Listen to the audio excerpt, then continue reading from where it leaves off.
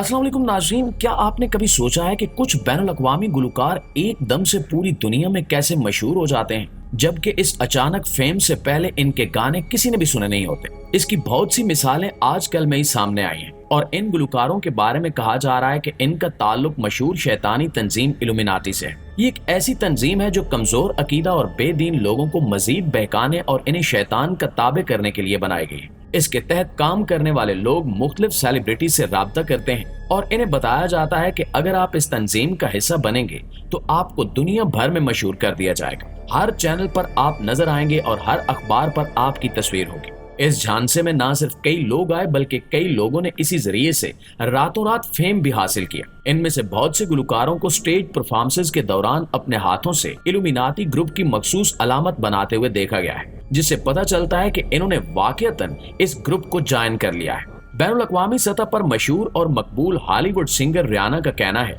कि जब वो गाना गाती है तो इसे महसूस होता है कि इसके अंदर कोई और रूह है, जिसका वाज़े ये मतलब है कि इल्यूमिनाटी की शैतानी ताकतों ने इसे अपने हिसार में ले रखा है। इसी तरह कई और सिंगर्स के बयानात ने भी इसी तरफ इशारा किया है कि शैतानी कुव्वतें इनके गाने की सलाहियत शायरी और म्यूजिक पर इख्तियार रखती हैं। नाज़रीन, आपको बताते चलें कि इल्यूमिनाटी तंजीम में शामिल होने वाले कई आम लोग जो ना तो कोई सेलिब्रिटी होते हैं और ना ही कोई मशहूर शख्सियत, लेकिन इनका इस तंजीम में शामिल होने का सिर्फ एक ही मकसद होता है कि वो अपने फौतशुदा रिश्तेदारों से मिल सके। ये दावा भी इल्यूमिनाटी मेंबरान की तरफ से किया जाता है कि अगर कोई शख्स अपने मरे हुए माँ बाप से मिलना चाहता है, बीवी या गर्लफ्रेंड, खाविन या बॉयफ्रेंड से मिलना चाहता है, तो इसकी ये ख्वाहिश इल्यूमिनाटी में शामिल होने के बाद पूरी कर दी जाएगी। लेकिन सवाल ये पैदा होता है कि ये लोग ऐसा किस तरह करते हैं? कोई अपने मरे हुए रिश्तेदारों से कैसे मिल सकता है? क्या वाकई इल्यूमिनाटी ग्रुप रूहों पर इख्तियार रखती है? क्या वाकई इनके पास ये शैतानी कुव्वतें मौजूद हैं? और अगर हैं तो वो कहां से आई हैं? इन सब सवालों के जवाब जानने के लिए आपसे इतनी गुजारिश है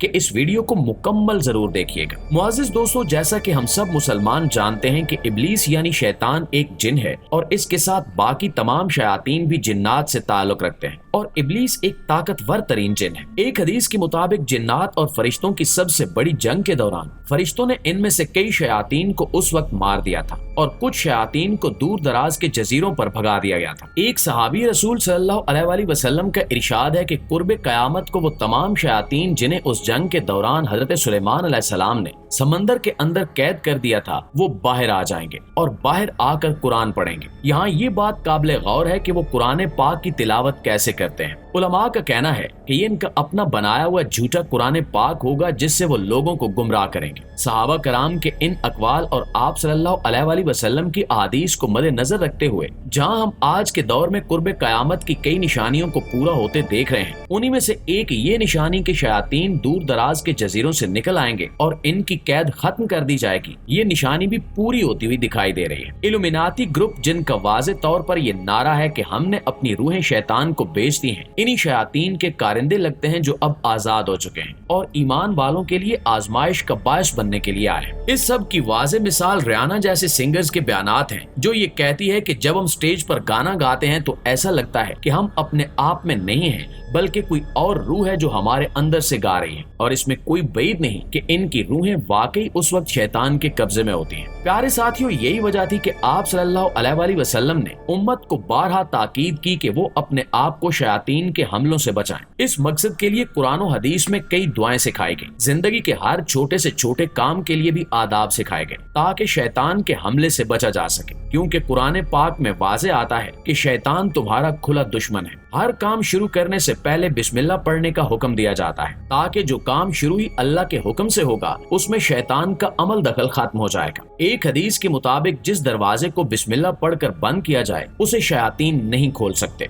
इसी तरह बाथरूम में पहले बाएं पांव से दाखिल हो और इसके लिए भी बाकायदा एक दुआ सिखाई गई जिसमें शयातीन से पनाह मांगी जाती है। कपड़े पहनते हुए भी बिस्मिल्लाह पढ़ें। अब सोचने की बात यह है कि आप सल्लल्लाहु अलैहि वसल्लम ने इन सारी चीजों पर इतना जोर क्यों दिया? क्योंकि शैतान को अल्लाह ताला ने इंसान का दुश्मन करार दिया है और वो बेहद खतरनाक दुश्मन है और आप सल्लल्लाहु अलैहि वसल्लम भी ये बात जानते थे कि शयातीन किस किस तरह से हमला आवर हो सकते हैं और क्या क्या शोबदेबाजियां इनके जरिए से की जा सकती हैं। एक हदीस के मुताबिक जब अल्लाह ताला ने इंसान को पैदा फरमाया तो इसके साथ 2 फरिश्तों और 1 शैतान को भी पैदा फरमा دیا۔ فرشتے جو انسان کے دونوں کندھوں پر اس کی برائیاں اور اچھائیاں لکھنے کے لیے موجود ہیں، اور شیطان جسے کرین کا نام دیا گیا ہے، وہ ہر انسان کے اندر خون کی طرح دوڑ رہا ہے، اور وہی نفس کا شیطان ہے جس کے بارے میں صحابہ کرام نے آپ صلی اللہ علیہ وآلہ وسلم سے پوچھا کہ اے اللہ کے رسول، کیا وہ آپ کے اندر بھی ہے؟ تو آپ صلی اللہ علیہ وآلہ وسلم نے فرمایا کہ ہے، لیکن میں نے اسے اپنے تابع کر لیا ہے۔ یہی وہ شیطان ہے جس کے بارے میں اللہ تعالیٰ نے مسلمانوں کو بتا دیا ہے کہ وہ انسان کے دل میں وسوسہ پیدا کرتا ہے، اور اسی سے پناہ مانگنے کے لیے